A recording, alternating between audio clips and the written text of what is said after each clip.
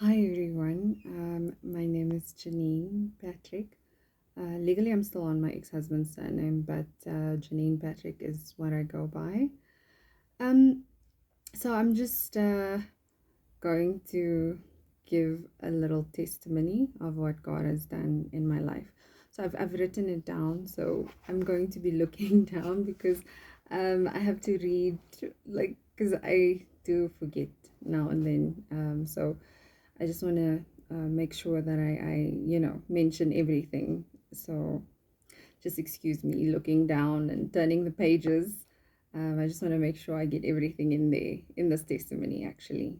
So, um, so this is what God has done in my life. So I just want to say that I believe that Jesus is the Son of God, right? And I believe that there's no way to heaven except through Jesus, right? So if we look at John 14:6, it says, Jesus saith unto him, I am the way, the truth, and the life. No man cometh unto the Father but by me. Right? I believe that Jesus rose on the third day and he's seated on the right hand of the Father. Right? I believe that. Okay. So before I also start with my testimony, I just want you all to know I am not trying to shade anybody. I'm not trying to hurt anyone. My intention is not to bring like any type of shame to anyone or just it's not to hurt anybody. This testimony is just mainly for the glory of God, to show what he's done in my life, because this is my story and it's not about anybody else. So I won't be mentioning any names. This is the reason why I'm not mentioning names, is because this is not about anybody. This is about what God has done in my life. Okay. So brace yourself, because you're going to get to know me, and you're going to get to know how amazing, wonderful, awesome, crazy good God is. Okay. So when I start with my testimony, I have to start when I was a little girl. So I'm from South Africa, and I used to stay in a place called Eldorado Park. My grandmother wanted us to have a good education, so she convinced my mom to send me to a school that I had to travel to. Now, the school was it was far, so I had to take two methods of transport. I had to take a bus, and then I also had to take a taxi. So first the taxi, then the bus to get to the school. That's how far the school was. And my granny like convinced my mom, no, this is the best education, that you can give your kids. Let's just send her there. It's for the best. And my mom also was like, oh yeah, sure, let's send her. So okay, so the I remember that in the morning I would travel with my aunt. Okay, I don't remember this, but I would travel with my aunt in the morning, and then in the afternoon I would wait for the bus, and then get on the bus because she'd already be on the bus, and then we'd go home together. That's what I remember. So I remember this one day. I was just so tired and bored. Actually, not tired, I was bored. I didn't want to wait for the bus. I wanted to play, and I had a friend that didn't live very far from the bus stop. So I was like, okay, I'm just going to play a little. I'm sure I'll see the bus come by. Then I ended up playing with my friend, and it got dark, and uh, I didn't notice. I was a child, I was at the age I was probably 6, I think, but I can still remember playing with her, and I can remember um, her mom then called the police, and then I remember sitting in the police station, and then as I was waiting in the police station, my mom showed up with my aunt. Um, so this was just one way of God, keeping me safe, ever since I was a child, He had his hand on me because, anything could have happened. Anything could have happened, and nothing bad happened. I was safe, you know. God has had his hand on me. And then another incident happened where I think my aunt was sick or something, I don't know, but I got on the bus and she wasn't there. I remember this. I was so tired, and I just slept. And then I woke up, and it was the driver's last stop, and I had to get off. So I got off, and I remember walking around and not knowing where I was. I didn't know anything. I didn't know anyone. I was so lost. I was so I was worried as a child. I was actually worried because I didn't know where I was. I was just walking around this neighborhood, and I didn't know anybody. And then I remember this lady called me in to come and play with her child. And then I went, and her daughter and I were playing. And then when we then went to sleep because it was at night, it was dark. And then when I woke up, I think it wasn't in the middle of the night, but it was nighttime. My mom and my aunt showed up. And I was like, wow, why do these people just know where I am all the time? It's like magic. Later on, I discovered that my mother actually wrote my information at the back of my bag. So she would write her cell phone number, her address. So, so whenever I would get lost, then, whoever found me would actually call my mother and say, well, we found your child. I just thought it was magic. Oh, goodness, so crazy. Um, so, yeah, so yeah. Okay, so before I can move on, there's something else that also happened to me at school. Oh, yes, yes. So when I would go into like school, everyone, there was a tuck shop, and everybody had money. And I didn't get money, my mom didn't give me money. Like my granny also didn't give me any money. So it was I guess I was the only child who didn't have any money. And so I started spending my taxi fare. I think my aunt actually left the school because we no longer traveled together, and I was traveling on my own. And then, so I would spend my money, the money that I was supposed to use to get home. And then I would just get in the taxi and get home. So, like, I didn't find anything unusual about that. It was just normal. I just thought, oh, it happens. One time, I was sitting in the taxi, and I remember the taxi driver said, who didn't pay? There's someone who didn't pay, and they need to get out. So he stopped the taxi. I actually remember this one. He stopped the taxi, and I remember sitting there, and I was holding my bag, I was six, as I said, 6 or 5, sitting there holding my bag, thinking, oh no, they're gonna kick me out of the taxi. I didn't pay. And then when the driver realized that I was just a little girl, he just drove on, and he just let it go.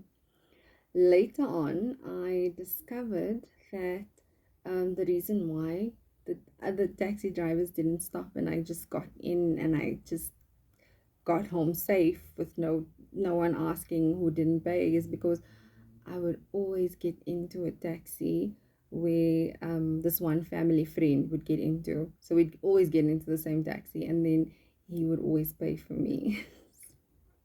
So that was another way of God keeping me safe. Yeah, can you imagine if the taxi driver had kicked me out and in the middle of the road, and I didn't know where I was, and I was just a little girl. I didn't know what to do.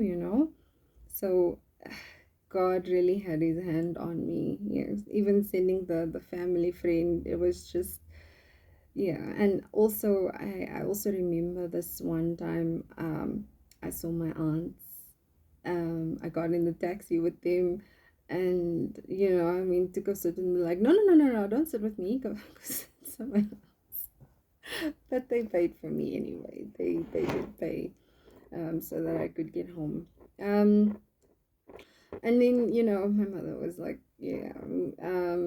But after this, the second incident where I got lost, right? My mom actually took me out of the school, and she's like, no, she's gonna put me in a school that's close by, because I mean, it's just too much. I mean, I got lost twice.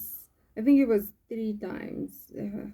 I can't remember, but I think I remember two times. So because I got lost, my mother was like, no, we're just gonna take her out of the school, right? So because I was out of the school, I had to sit at home that year, because now it was almost like in the middle of the year, so I couldn't continue, and I had to wait for the new year. So I started the following year. I started school the following year, grade one. And then I was at my grandmother's house, and my aunt was at her friend's house that lived like three houses away. And I remember saying, "Oh, I just want to go over to go and play with my aunt and them." They were in like high school, and I was still in primary school, so we still played together that time. We played together. And so I remember walking over to my aunt's friend's place, and then there was this man standing across the road, and he called me, and I remember just looking at him, and then I just ran into my aunt's friend's place, and I was like, okay, let me just go tell them this guy is calling me, and then I'm gonna go back and I'm gonna ask him what does he want, because as a child I was very obedient. I was very quiet and very shy. Growing up in as a child, that was my personality. So I ran into my aunt's friend's place, and then I was like, oh, there's a man across the street and he's calling me. So I just came to tell you guys. I'm just gonna go quickly so that I can hear what he wants. And they were like, no, no, no, no, no, don't go out. You're gonna stay here. So again, God's hand was on me, because um, you know, out of all things, normally I would just go if an adult is calling me, but that day I just didn't go. I didn't feel the need to go to this man that was calling me. I just felt the need to first go in, and tell them, that the man is calling me, and then I'll go to the man.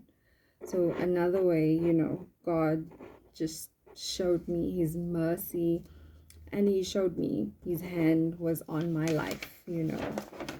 Amazing, amazing. So yeah, so now I'm just gonna move to another story. So my mom had a fake gun. This was to scare like the criminals. So my sister and we ended up playing with this gun, and we were showing the gun off to the guys that was living in the area. And then when my mom came home, so we quickly hid the gun, but the boys already notified my mother, like, oh, they were like, oh, wow, you have such a cool gun, and that is so awesome, it's so amazing. And when my mother was very, very angry, she was just furious. She came in, and I remember she yelled at me. She was really screaming, she was shouting, and she told me that if any harm came to her or my sister, that I would be the cause of their death. um, from that moment I started hating myself, and I wanted to die. um, I started planning my own death, because I didn't want my mom to get hurt because of me, right? I didn't want her to die. So in my mind, what I understood with what she was telling me is that I am a danger to her, right? That's what I understood with what she was saying.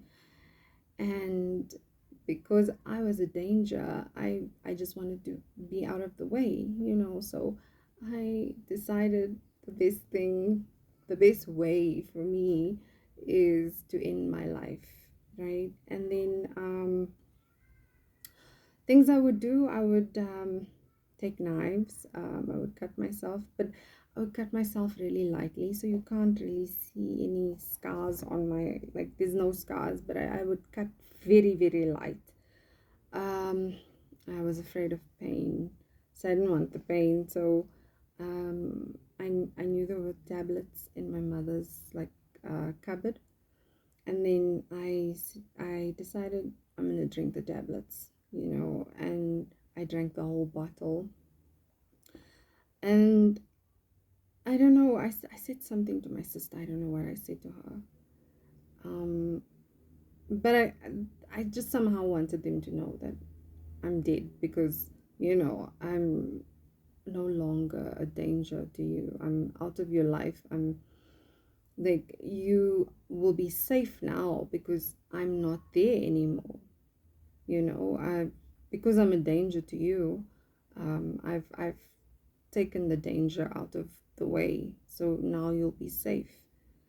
Um, then my mother looked in the cabinet and she saw that I drank all the tablets, and then they called the my my dad, and my dad came. He took me to, like, the hospital. At the hospital, when we got there, they they assessed everything, and they looked at the bottle, and they were like, oh, these are harmless tablets. Luckily, she didn't take anything that would harm her, and just looking back at that, I am so grateful that God didn't allow me to die, because I know if I had died in that moment, I would definitely have been in hell. Like, there's no doubt about it. I would have gone straight to hell, right? So I just thank God for His mercy, that it was so the tablets weren't harmful at all. And then the nurse asked me why I tried to take my life, and um, I couldn't I couldn't tell the truth.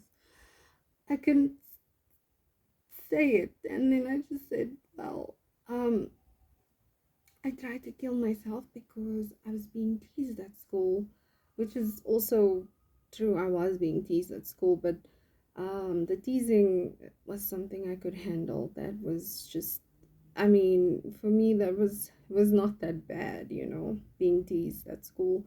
So I just said, no, it's because I've been teased, and we just left it like that. So uh, I still tried, to kill myself after that. And then this one time, my mom came to me and she's like, you know what, Janine?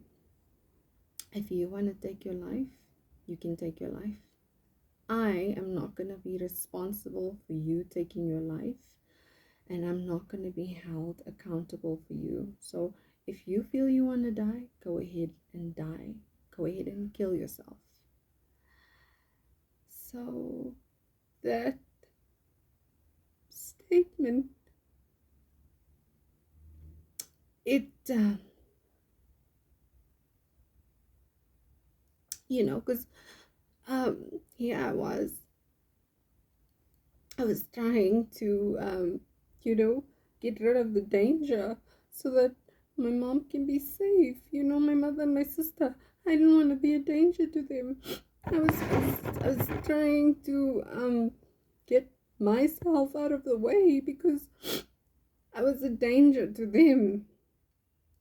I just wanted to be out of the way, and so now I'm left with an option where I didn't know what to do now, because I can't take my life. if I do take my life, and then so I was just left in a situation where I didn't know what to do. And so that's where so so then, I stopped attempting suicide, but then I started doing something else, which is I used to eat washing powder. So I would consume like little amounts of washing powder, just little amounts each and every like time. So with the washing powder, what would happen is it would make my mouth raw. Like my tongue would literally be like, it would feel like it's on fire. So the days that I couldn't take the omo, I wouldn't I wouldn't take it. But as soon as my tongue healed, and it was okay, I would start taking the omo again. I would start just trying, just uh, and then I actually got used to eating like not like washing powder. Um, I got used to um, taking little bits of washing powder. I actually got used to that. It became a part of my life for a very long time, very very long time. Even though I stopped attempting suicide, I still continue to have suicidal thoughts. I would think very very bad thoughts. I would think of how I would throw myself out of a car. I just had very, very extremely bad thoughts of attempting to kill myself. Um, yeah, the washing powder was to kill myself slowly. So my grandmother um took us to church, and that's where I found Jesus, and I got saved. It was so amazing, to learn that I was actually loved. And, you know,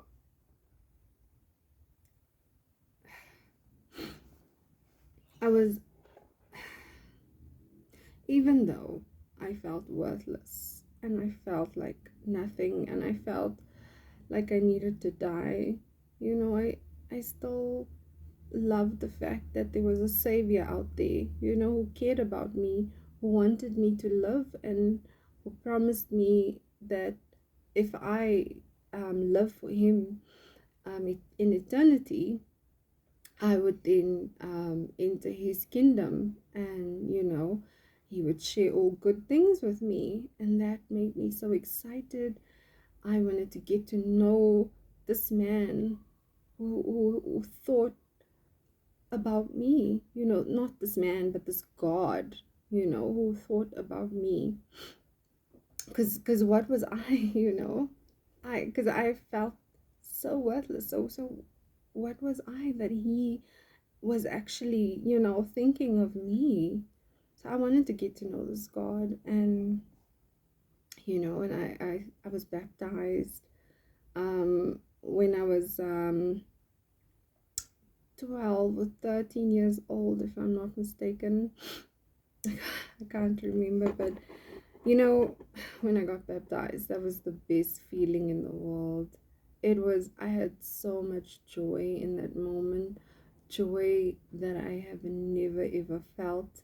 It was unspeakable joy. Like, I couldn't get that from anybody. Like, that type of joy that I got that day when I was baptized. I still remember it like it was yesterday. Um, even though I was saved, and even though I you know was baptized, and I was serving Jesus, and I was a follower of Jesus, um it at the end of the day,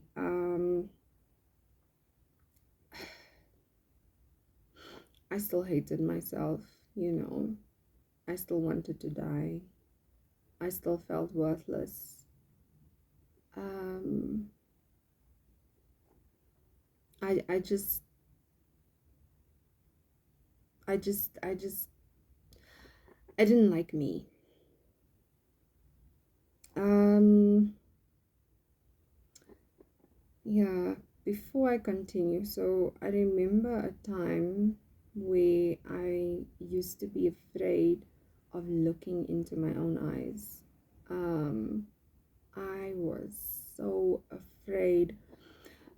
How this came about, I was busy looking in the mirror, and I ended up looking in my eyes, and I started staring, and then I saw something and I looked away. And ever since then, I could not ever look into my eyes. Like, I was so afraid. I was afraid there was something living inside me. It was something there. Like, I saw it. I didn't speak about it. I didn't tell anybody. I kept it to myself, and I didn't mention it because I thought, if you say it, then it's real.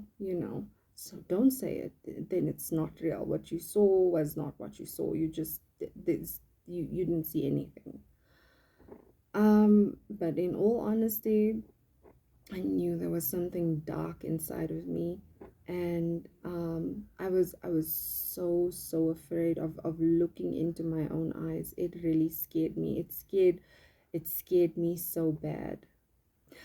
Oh, I'm happy to say I can now look in the mirror. I can stare into my eyes.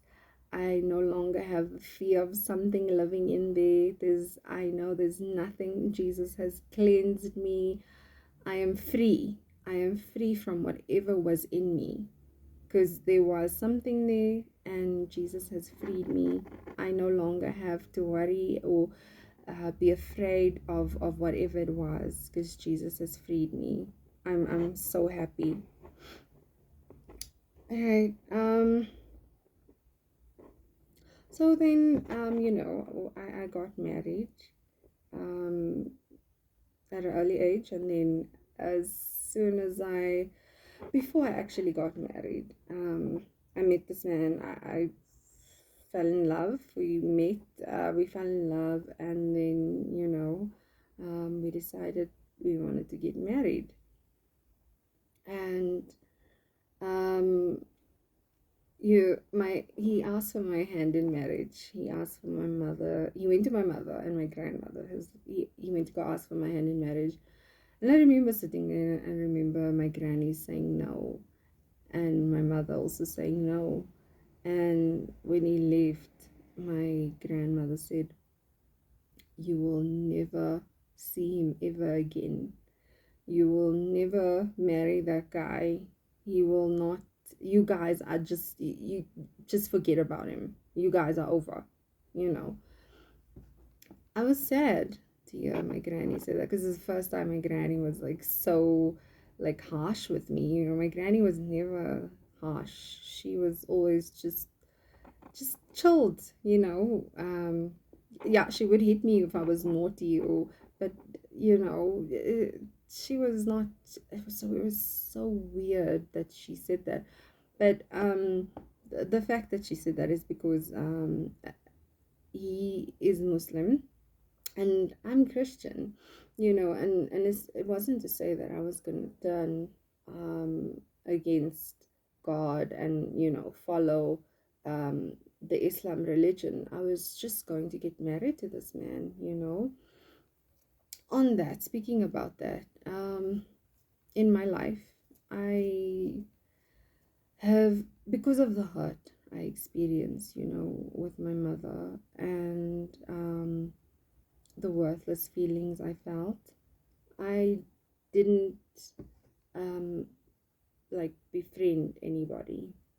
Like, I'd be a friend for that moment, and then when the moment is over, our friendship is over. Like, I don't want to know you after that. That's how I used to be. Um I would I didn't speak to people a lot. I did my own thing.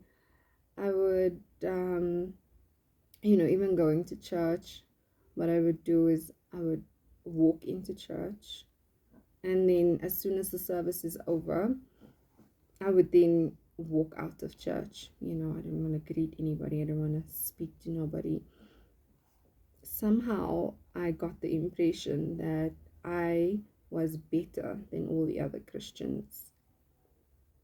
Yeah, I got that impression that I was better. And because at the same time, I was also feeling worthless, and I just didn't want to associate with people, any person, Christian, whatever, and also I just didn't want to marry a Christian man. I was like, no, you know, the devil is in church, so I'm going outside, and I found a Muslim man, because I didn't want to marry a church devil. I would rather marry outside of Christianity, because they claim to be Christian, is what I told myself, yet they're not, which was very, very weird also, that I went outside of church and thinking that if I go outside church, I'm gonna find better, because I didn't fellowship with anybody. There was no one there to guide me and tell me my thinking was wrong, and I didn't have any friends, so there was no one there to tell me. So the moment I finished school, I just stopped friends. Like I didn't want to like be friends with anybody. I just stopped communicating with everyone that I had friendships with. When I was in high school, I was smoking, and I was drinking, and I smoked for like half a year, and then the drinking, when I stopped school, I just stopped drinking. I was like, there's nothing in here for me. I'm just gonna let this go. This is just not for me. I even smoked weed as well, because everybody was doing it, and I don't like being a follower of people, but I guess I followed the crowd, because I just, and then I smoked weed. But I stopped all of that, because I had to make a decision in my life. I had to, a time came in my life where I had to make a choice. It was either God or it was the alcohol. Because I started drinking heavily, and I just was on a roll, and I was not gonna stop drinking alcohol. Um, so I had to make a decision. Do you choose God or alcohol? And then I made my choice, and I just dropped alcohol, and I was like, okay, fine, I choose God. So I'm going to carry on with my Christian life. So that's what I told myself. Okay, so uh, this man and we decided that, look, even though my parents said no, my mom and my granny said no, we're still gonna go and get married anyway. And we planned it, and then he went and got the court date and everything ready. And when he did that, um, you know, he got everything ready. So I just had to show up on the date. And then on the day when we were supposed to get married, I started having doubts. I started saying, you know what? I feel like God is saying that I shouldn't be doing this. We shouldn't be doing this. Let's go see a pastor. Let's just go talk to a pastor before we get married. Let's just go and see him, and maybe he can counsel us, so that we can just, please, let's just do that first. And then in that moment, he was like, so you don't want to marry me? Because all this time you didn't talk about that. So all of a sudden you're just talking about this. I was like, no, it's not that I don't want to marry you. It's just that we have time now before we get married. Let's just go. He didn't want to do that. And I just decided, okay, fine. And I caved in. And then we went to court, and we got married. And there was nothing special that happened there, because I just wore like a normal dress, and um, it didn't feel special at all, you know. I mean, I think all girls dream of this special day. You know, you have your white wedding dress on, and nothing like that. It was just we got to court, and the guy who does the wedding stuff, I don't know what you call him, the official, I don't know. So he was there, and he was like, "Oh, do you agree? Do you agree?" We both said yes. He's like, "Okay, fine, sign, sign, just sign. You are now married." That was it. And the witnesses was my ex-husband's friends, so I didn't have anybody there to represent me.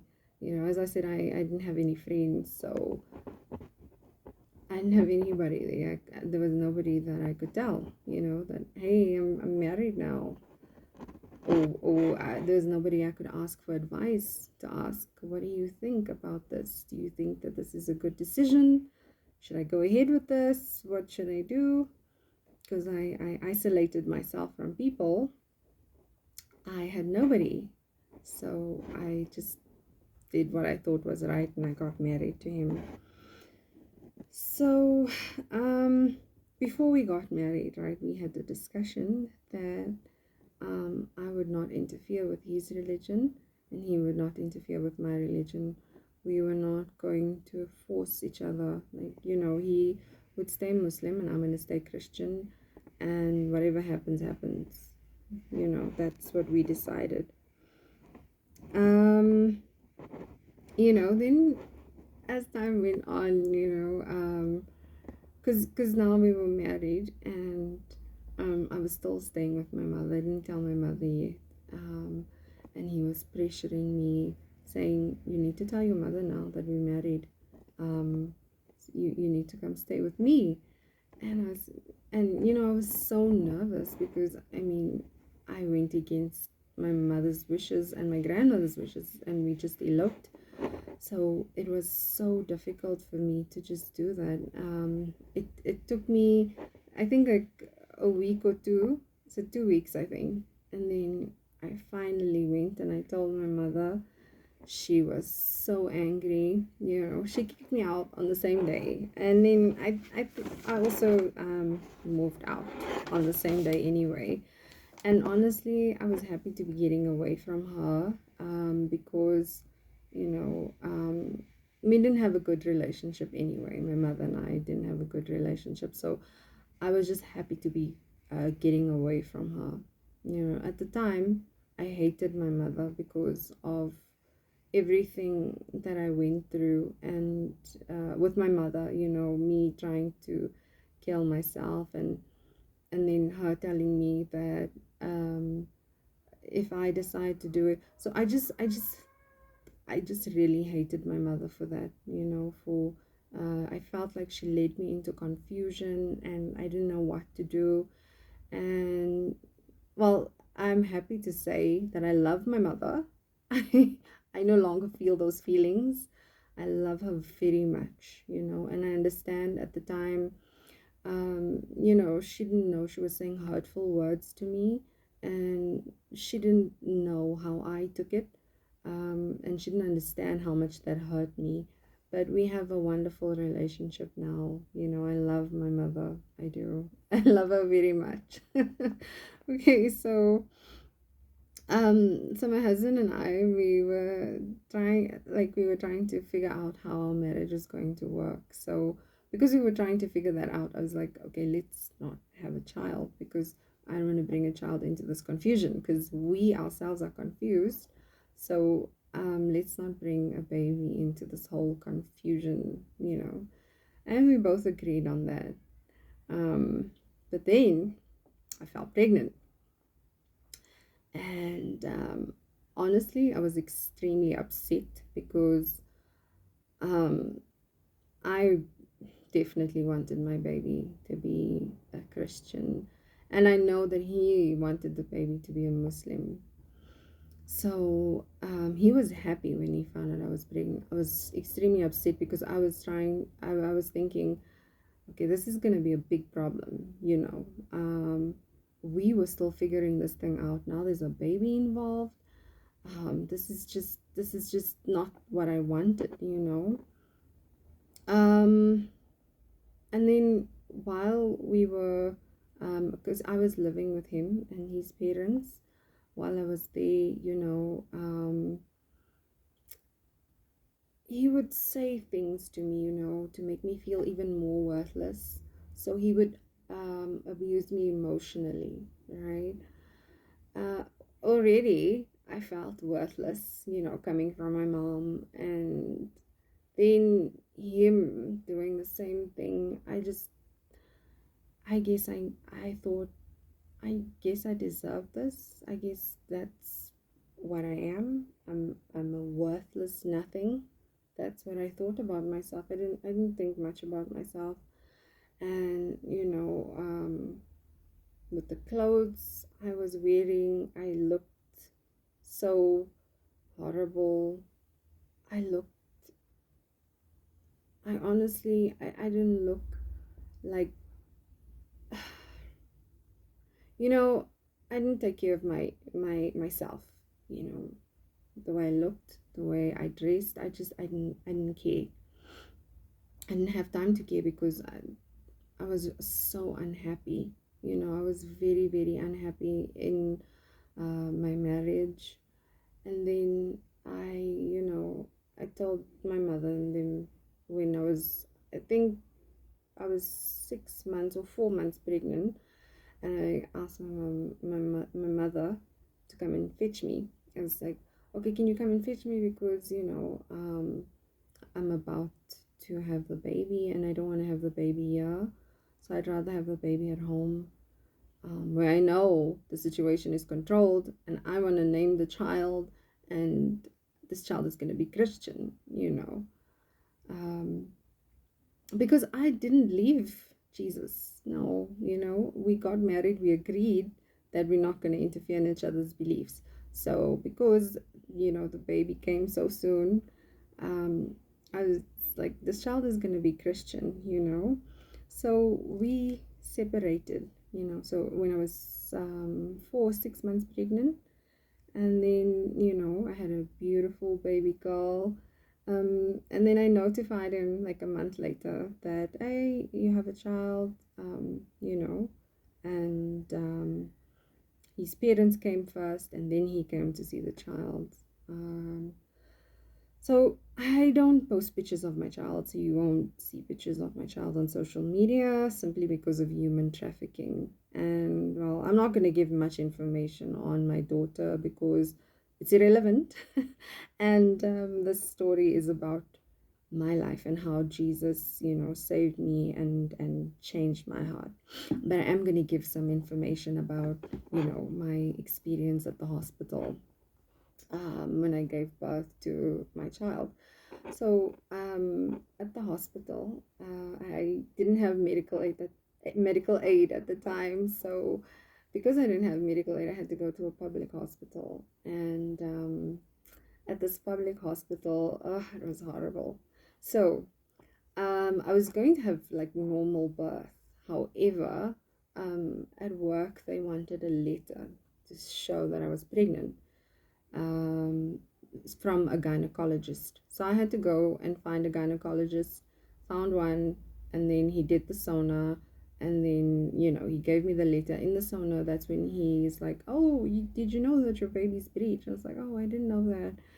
And then I had to go to the clinic and then let them know. And then from the clinic, they gave me a letter to go to the hospital. I got to the hospital. Before I got there, my mother was like, oh, pretend that you're feeling so sick and the baby is about to come, and just pretend, so that they can just do the C-section and you can get on with it.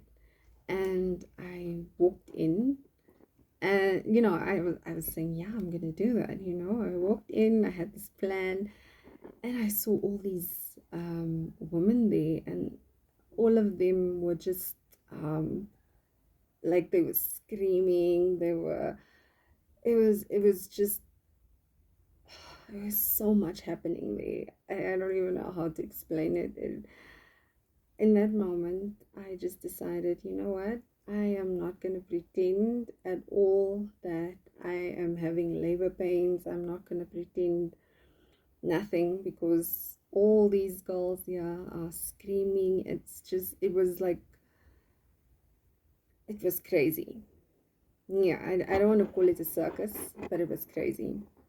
So when when it finally was my turn, I was like, oh no, my baby's breech. They were like, oh okay, and then they did the sonar thing just to make sure. They saw the baby's breech. They were like, okay, come in the next Monday. The next Monday I went in, and then the doctor was like, oh, did they try and turn the baby? I was like, no, they didn't try and turn the baby. He's like, okay, we're gonna arrange that. And then he came back again, and he's like, okay, you know what? Come back the next Monday. We'll book you in. And that was so weird. It was like, I said, oh, okay. And I went the next Monday. They booked me in. And, so they told us that, so they told me that, listen, we'll do your operation on Tuesday. I got to the hospital. Luckily, there were girls then. They said, so the nurses were saying, so don't eat anything because your operation will be done on Tuesday. So the girls that were there in the hospital told me, don't listen to them. They'll tell you that the operation is going to be done on Tuesday, and you'll starve yourself to death. So eat. So I was like, okay, fine, I'm gonna eat. I'm gonna make sure I eat. But I didn't like eating the hospital food. So I always asked my mother to bring me food. I don't like hospitals, be it public, private. I don't like it. I don't like hospitals at all. So and the food, I also don't like it. I just don't want to be there. So my mother would bring me food, and then I made a mistake and I lied, and I told the nurse, you guys told me that I would be having my C-section the Tuesday, and I didn't eat. And then the nurse came with a whole plate of food. I was so angry at myself because now I had to eat that whole food. And first I offered the girls, and none of them wanted to take the food. So I was left having to eat the food by myself.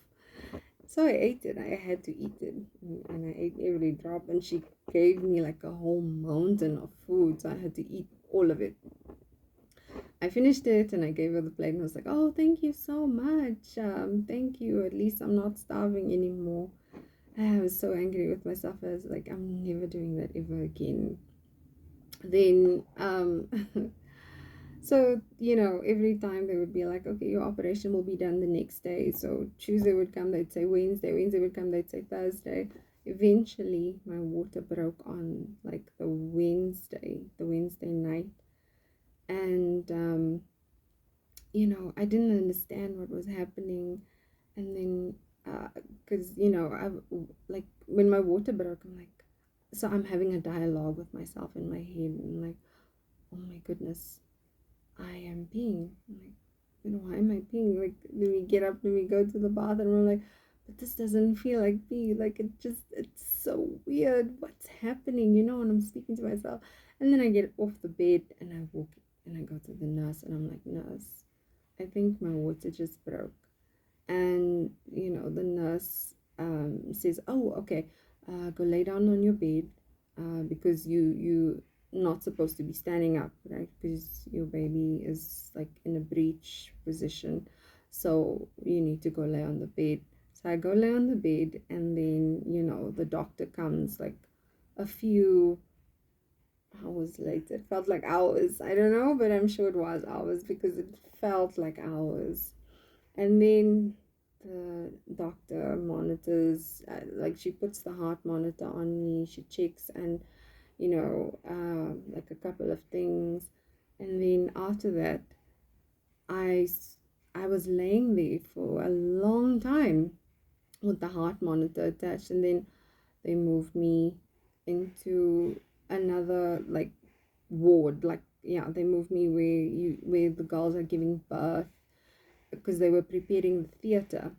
So as I'm laying there, they had the heart monitor just to monitor, make sure the baby's heart is still beating, everything is fine.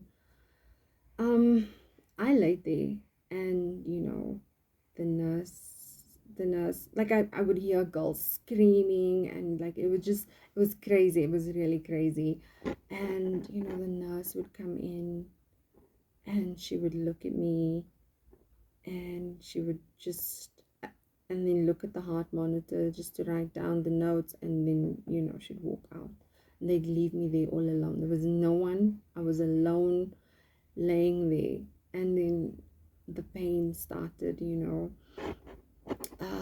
I felt every labor pain. I felt it all. And I told myself I am not gonna scream because screaming is not gonna help me.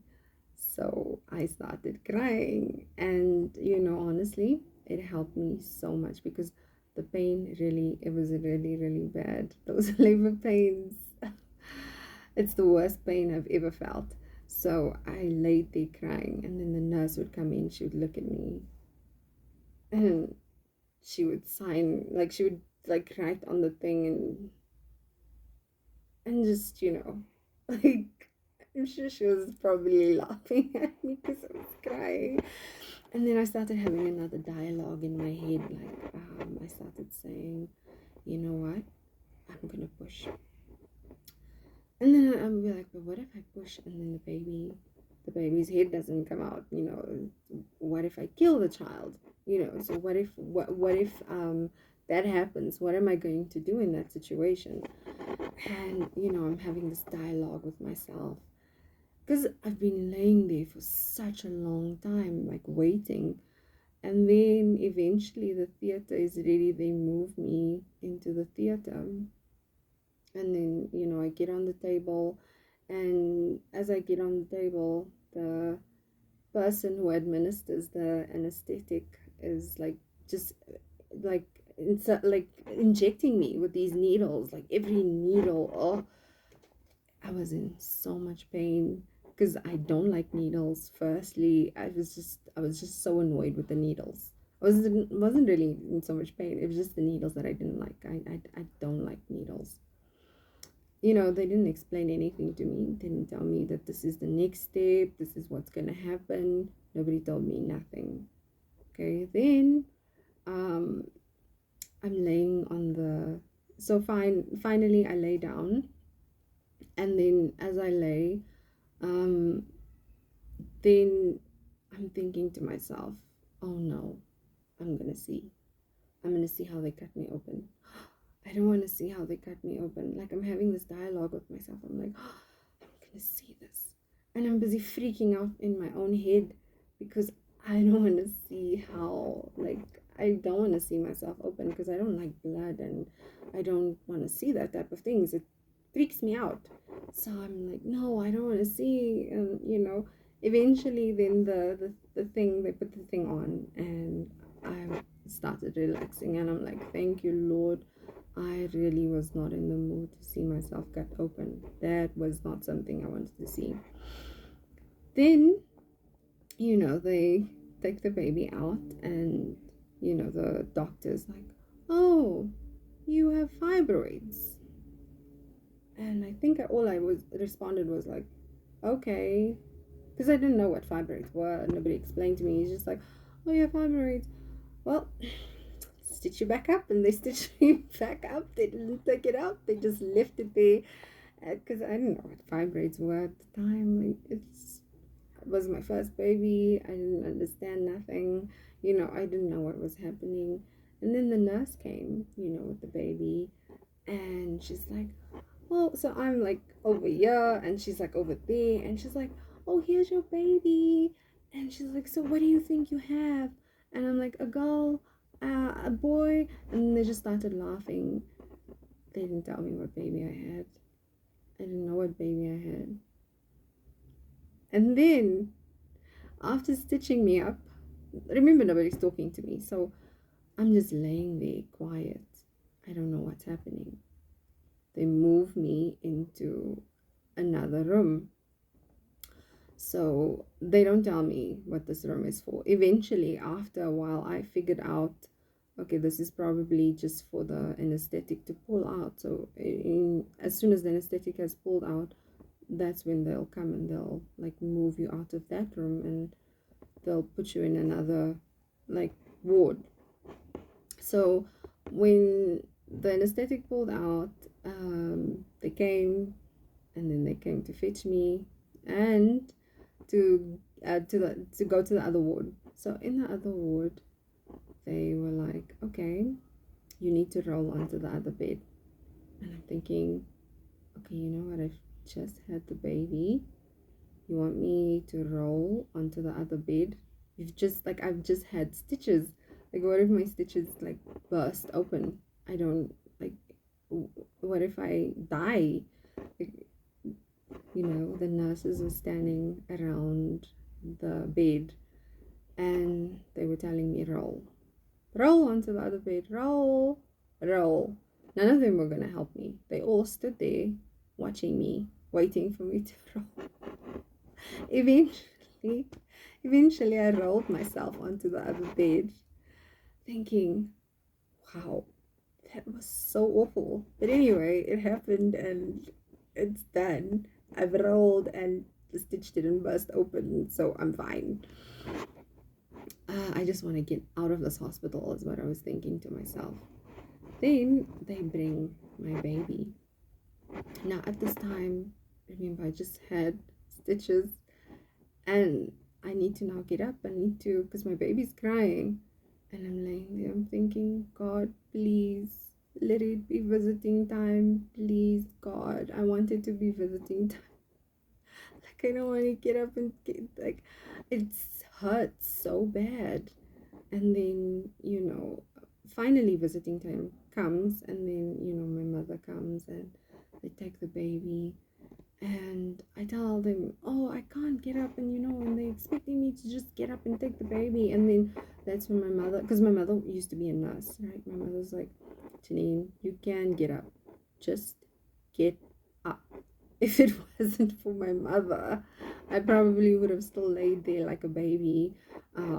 So she just told me, Janine, you can do this, you can get up and you have to do it, because if you don't, your stitch will get infected and you'll have to stay here longer. The moment she said stay here longer, the encouragement to get up just kicked in, and I got up and I was so happy to be walking.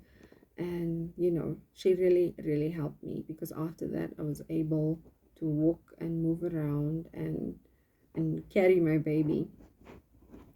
Then I didn't know how to like make breast milk happen, so I had to ask for milk. And then they give you this bottle, so the bottle of the baby and the cap that you put on the bottle, they literally put like milk in the bottle cap, and then you have to feed your baby with the bottle cap. So that's how you feed your baby, with a bottle cap. Yeah, I was just, it was crazy. It was, it was another experience for me, that I something I won't ever forget.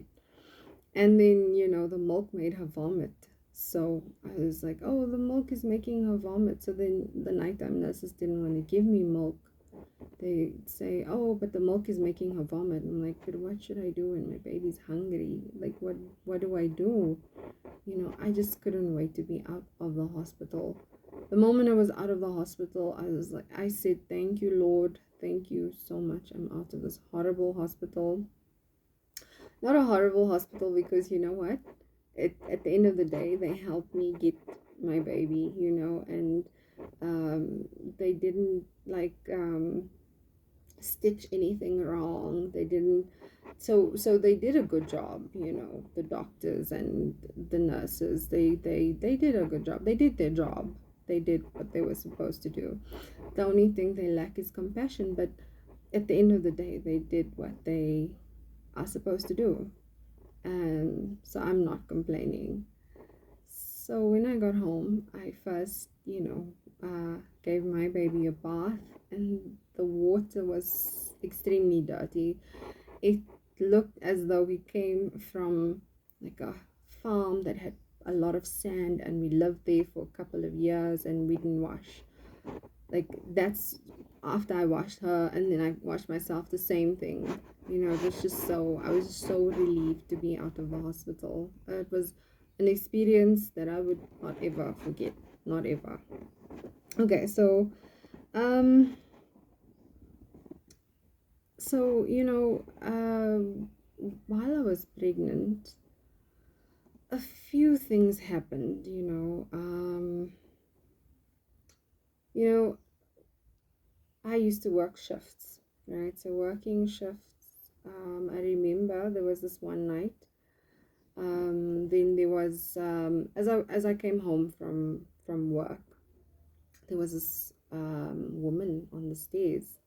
Now normally, I'm not afraid of anybody that passes by, or because we lived in like a flat. So my mom stays in the flat, so she stays at the top floor. So I would have to walk up the stairs. So now there was this one girl sitting on the stairs. Normally, it doesn't bother me, people was on the stairs, because I know there's always like people there. So I didn't really worry about that. But this one day, I just passed by, and I had this like black, it. I just saw black, right? I don't know how to explain it. It was like something black just passed me, and then when I saw that, I was like, "That's odd," And then I walked up, and then the last staircase, like the last staircase up to where I stay, my mom stays. I then had to, I saw this person sitting. I didn't know if it was a woman or a man. I just saw someone sitting there, and fear just entered me. All of a sudden, I was afraid, and I couldn't understand why I was afraid, because I was never afraid. I was used to everybody there. And so I walked up, and as I walked up, I felt this hand hit me on my leg. And I told myself, it's in your mind, it's in your mind. Just walk, just keep walking, keep walking. And as I walked up, this person walked up with me. And then, so my mom has like this gate, this trailer door. So as I opened the trailer door and I came in, she was coming in with me. And then at the same moment, my mom switched on the light, and then my mother asked me, "Who was that?" And then I remembered that it was this girl from this other night. And I was like, "Oh no, it's this girl from the other night." And so this girl, um, not the other night, well, she came the other day. So what happened was, she came and she was saying that she's organizing baby showers. So she's a baby shower organizer. And, she came in and she started talking. Now I was sitting far away from her, because like my mom opened the door and she came and she sat down. So she left. And then that's when I remembered, oh, this was the same girl that came the other night. And then she started saying, "Oh, I don't have a place to stay." And I said, "No, we don't have place for you to stay here, unfortunately. Yeah, it's really full." And and then I closed the door, the gate, and she left.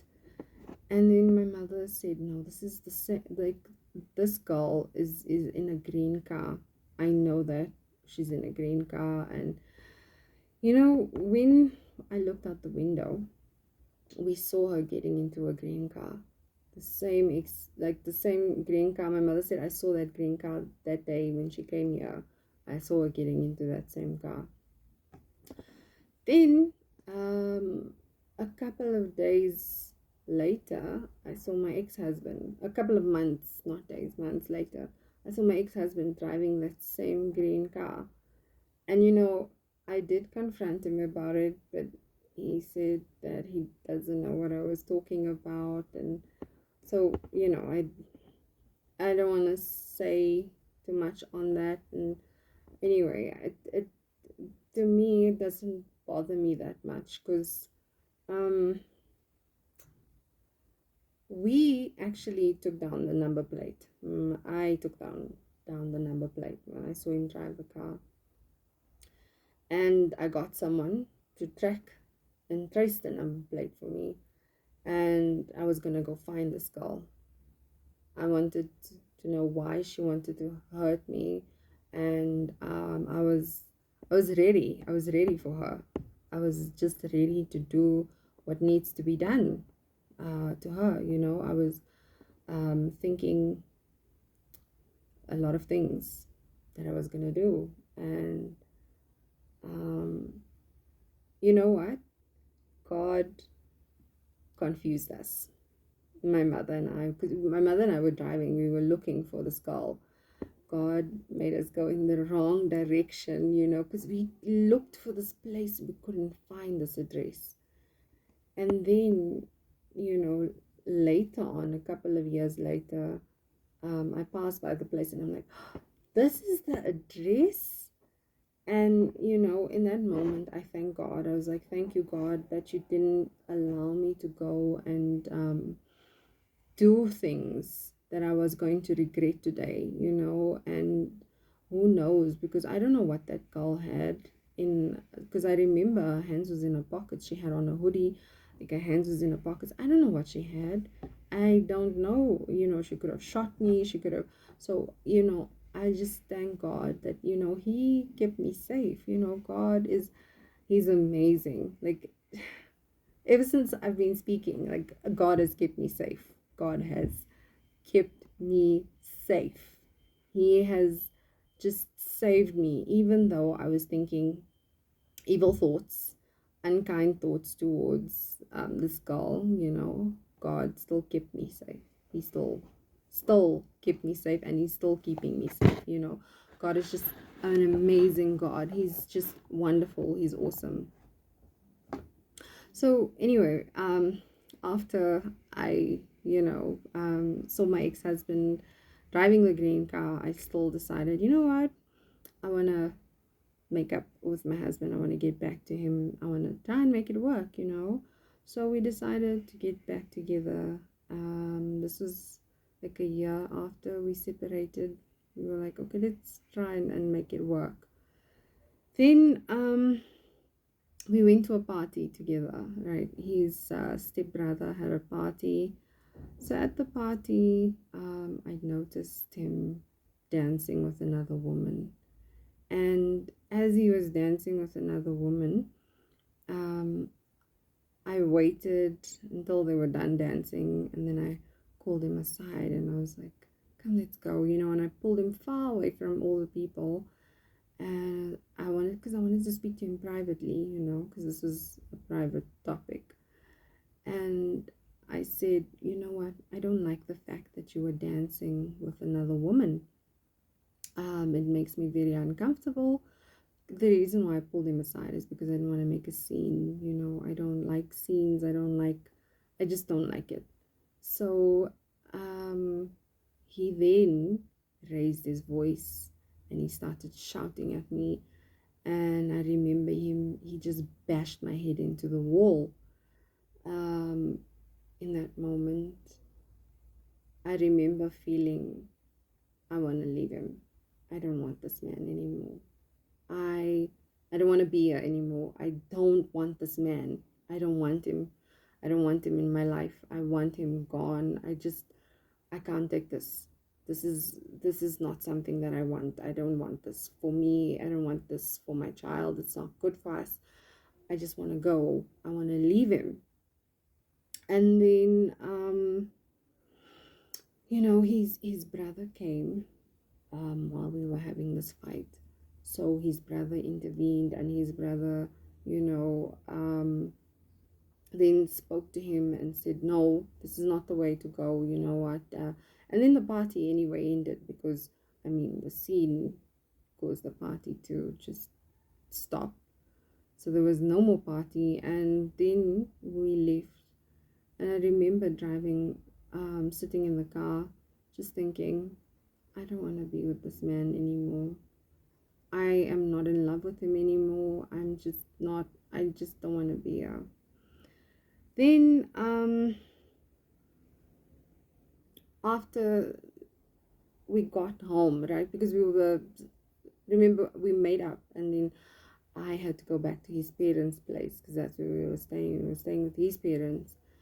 And then we got there, I was still so annoyed with him, and I just stopped caring in that moment. Like, my feelings were just numb. I was just numb to any type of feelings. And then,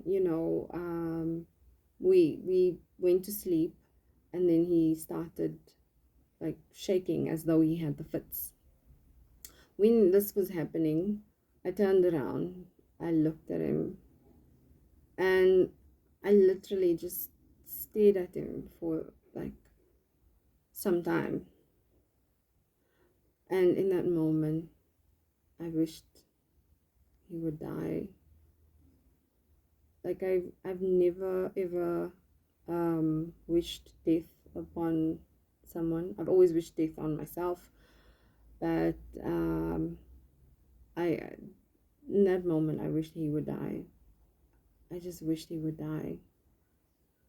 But then, his parents, we were staying with his parents, so I had to go call his parents, because we were living in their place, and so I had to go and call them, and I was like, oh, he's shaking, he has the fits, can you please come and help, and I was, in that moment, I couldn't pretend that I was worried about him.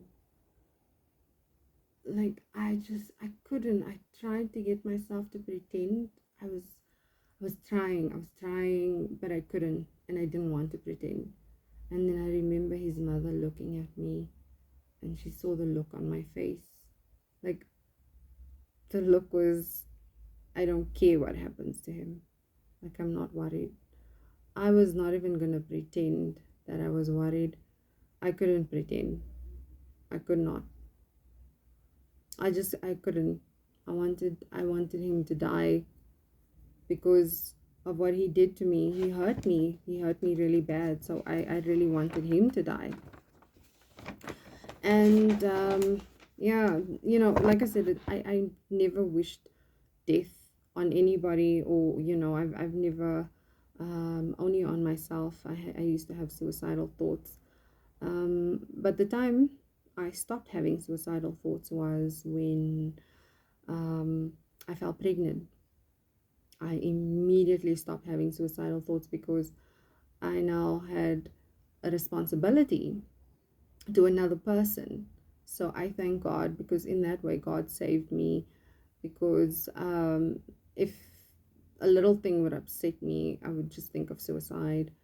So, now that I had another little person to think of, I stopped like wanting to die. I thank God so much.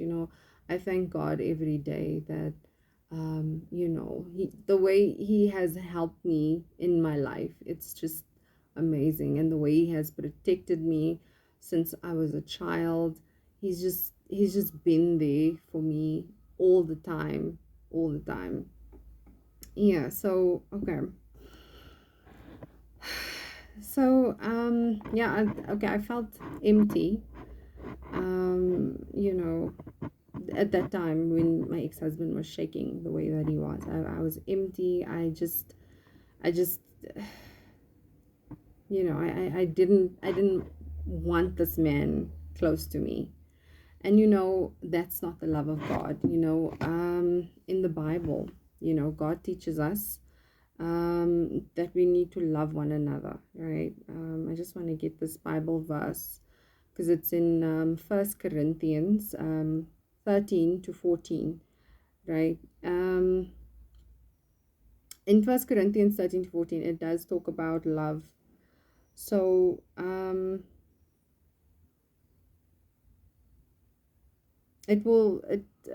is patient, love is kind, right? It does not hurt, it does not harm. That's the Bible verse. Sorry, I can't find it. Yeah, I wrote down most of my verses that I wanted to put down on here. So it tells you love is patient, love is kind, it's not self-centered, it doesn't want to harm. It talks about love and how we are to love one another. So just read 1 Corinthians 13 to 4. You'll find the scripture about love, and I was not showing the love of Jesus, because at that time I was being evil, because I was literally wishing his death, and that's evil. That's I had hatred in my heart. So the Bible says, if you so much as hate someone, you are a murderer. So I had murderous thoughts. So in Jesus's eyes, I was a murderer, even though I was Christian, because I still served Jesus. It's just that I had these thoughts, and in my mind, I'm sure Jesus would understand, right? God is very serious when it comes to his law, right? And his word. What God says, he means, and he wants us to love one another. It doesn't matter what happens. It doesn't, when God says, love your brother, love your neighbor as you love yourself. Well, at that time, I just didn't love myself, so I didn't know how to love my neighbor. And your neighbor is everybody, okay? So it's not just the person living next to you, it's everyone. We are to love one another. We to love our neighbors, as we love ourselves. So I didn't know how to love myself, so it was hard for me to, love someone else, because I didn't know how to. Right, so my ex-husband and I, we then decided that, get we're gonna rent a place, okay? Because I just didn't like living with his parents. I remember his mother would always get me one side, and she'd always say, a woman always follows a husband, meaning that I needed to become Muslim. But then, my ex-husband and I, we discussed this before we got married, that I was going to stay Christian and he was going to stay Muslim, and we were not going to interfere with one another's beliefs. So I just wanted to be alone with him, and I was thinking, you know what, this is the best way. Things are going to work out if we are alone, and we'll be so much happier, and things will just be better. Boy, was I wrong. We were probably happy when we were renting. We were probably happy like once a month when we got paid, and then the rest of the month it would go back to just anger and frustration, and I became depressed, and I wanted to drink, so I started drinking alcohol, even though I was still going to church. I was still worshiping Jesus, I was still praising God, I was still Christian. I mean, God understands the situation, doesn't he? Like I'm saying, God is serious about his law. He I'm glad I didn't die at that time, because if I had died, I definitely would not have seen heaven. Definitely not. The way I was living, it was definitely not what Jesus wants from me. It wasn't the life that Jesus wanted from me. Definitely not. So if I were to die, I know where my destination was going to be, and it wasn't going to be heaven. So when I say God is serious about his law, he's extremely serious about his word, his law, which is the 10 Commandments, which we need to keep the 10 Commandments, And the only way we can do that is if we trust in Jesus. That's the only way to keep it. I didn't understand that at the time. See how good God is. It's taking me through my life, helping me to get to understand this. My ex-husband would drop me at church, and then pick me up when church is over. I invited him to the service. I wanted him to come, not so that he could get converted or whatever. I just wanted us to attend church together. I wanted people to know I have a husband, I have someone, this is my husband, but he wouldn't ever come to church. So, it was hard for me. And then, so I would work shifts. I was still working shifts, so whenever I would get off on Sundays, I would go to church, and he'd drop me and then pick me up. So one day, I was just so angry. I was so angry, and my ex-husband and I, we started fighting, and I remember he then bashed my head into the window, and I remember my child was sitting on the bed while we were busy fighting, and I'm thinking, you don't even respect your own daughter to do this in front of our child, and well, I'm not going to say that he slapped me around, and he didn't do that, but he did bash my head into the window. And I remember just wanting to get out of the room because, again, my thoughts evil. We had bought these sharp knives, and I remember the knife was so sharp that, I didn't even have to use force on a tomato. So I just remember this knife was so, so sharp. And all I wanted to do was get to the kitchen, but I couldn't get out of the room because every time, I thank God that I didn't get to the kitchen. Thank you, God. It's embarrassing saying all these things, but I'm saying it. I just want you to understand how far God has taken me, where He's taken me from, and how amazing He is, and the amazing work that He's doing. So that's why I'm being so open and so honest, brutally honest and personal. So I wanted to stab him with the knives that we bought, the sharp knives. And every time I tried to get to the kitchen, he would pull me into the room. So there was no way for me to get out and get into the kitchen. And I remember screaming, help, help. There was nobody to come and help us. And then at the same time, his brother came while we were like in the middle of our fight. So when his brother came, I composed myself, and I sat down and pretended like nothing happened, because as I said, I didn't like scenes. I didn't like making a scene. So I was just sitting there pretending that nothing happened. And his brother, had a conversation with us and was saying, you guys shouldn't act like this, you shouldn't do this. And he was talking to us, and we just were saying yeah. And then as soon as his brother left, we just started like fighting again, but just this time speaking, fighting. We were just arguing. That's the thing. Yeah, we were arguing, and then I calmed down, which was so weird because I went from 1,000 to 0, which was not normal for me, because I know how my brain works, and that was just not normal for me. Just to go from 1,000 to 0 in like no time, it's like something wasn't right with me. Something, not at that time. That's how I was.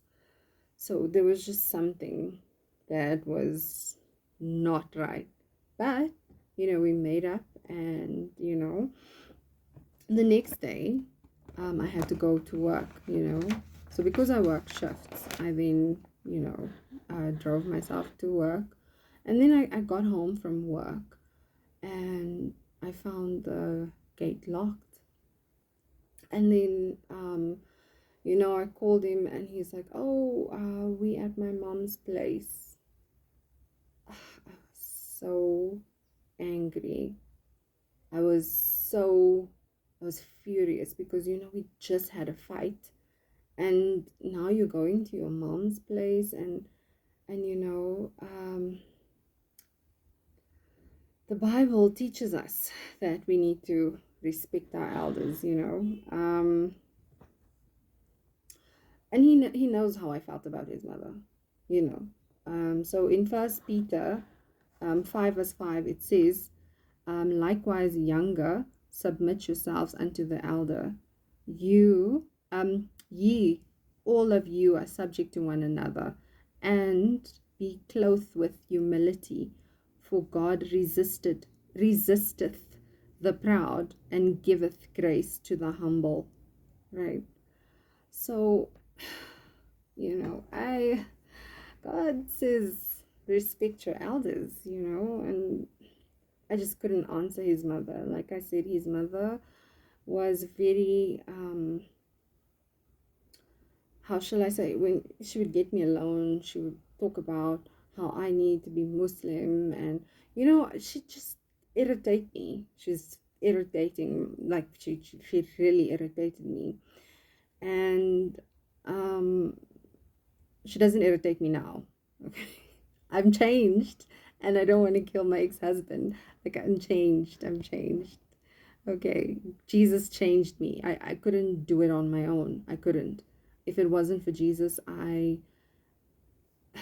yeah, if it wasn't for God, because he literally, he helped me get rid of anger, hatred in my heart, bitterness. He really changed me. Okay, so yeah, getting back to um his mother. So I knew that, what, God says that we need to um honor our parents. So, the elders, like it says, we need to submit unto our elders. So the Bible, when it says that, it doesn't say if your elder is wrong, you are allowed to answer them back. No, no, no. It says honor, honor. That's the word. You need to honor them. Doesn't matter what they do, what they say, honor. So, I sat there and I'm thinking, Jesus tells me to honor my elders. And I'm like, but you know what? Alcohol respects nobody. So I'm going to go get drunk. Then I went to the bottle store, got me the cheapest drink, which makes you, because I know this one makes you drunk really, really fast. So I'm sitting there and like in front of the place where we're renting. So I went to go buy at the bottle store, and then I went back to the place where we were renting, and I sat in front of the yard in the car in the back seat, drinking the wine, not the wine, but the alcohol. And I remember sitting there trying to get as drunk as I could so that I could face his parents. And it wasn't pulling in, it just wasn't pulling in. And then I decide, what, let me, so I think it was halfway through the thing, because it has like a little tap thingy. So I'm sitting there with the tap thing and I'm like trying to like get as drunk as I can. So I then didn't